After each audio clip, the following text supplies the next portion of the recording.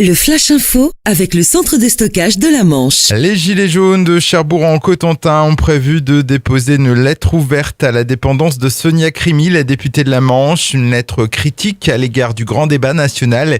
Les auteurs de ce courrier dénoncent entre autres la fermeture présumée du débat, l'exclusion d'office de certains sujets ou le caractère plus généralement biaisé des documents fournis aux participants.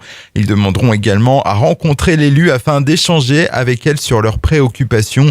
Le rendez-vous est donné samedi prochain à 14h place Napoléon. Pour rappel, une grande partie des Gilets jaunes n'a pas souhaité participer à la consultation nationale. Quelques jours après la mort de 2 enfants et la découverte d'un corps calciné dans un appartement du quartier des Provinces, les initiatives de soutien se poursuivent à Cherbourg. Après avoir reçu l'accord de la mère des victimes, les membres de l'association des parents d'élèves du Collège des Provinces ont décidé d'organiser une marche blanche dimanche prochain. Le rendez-vous est donné à 14h sur la place de Gaulle. Le cortège défilera ensuite dans les rues du centre-ville.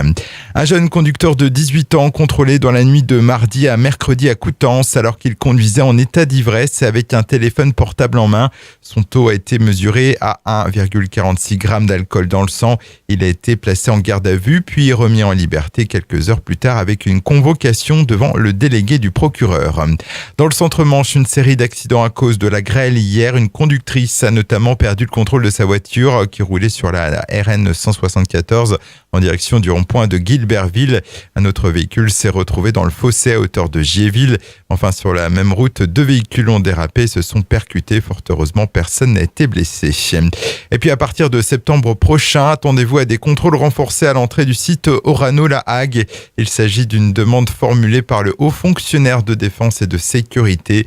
Des portiques de détection de métaux seront notamment installés. De leur côté, les syndicats craignent un ralentissement du temps d'accès au site. Le Flash Info vous a été présenté par Landra, centre de stockage de la Manche à Diggulville. Pour en savoir plus et visiter notre centre, 0810 120 172, coup d'un appel local.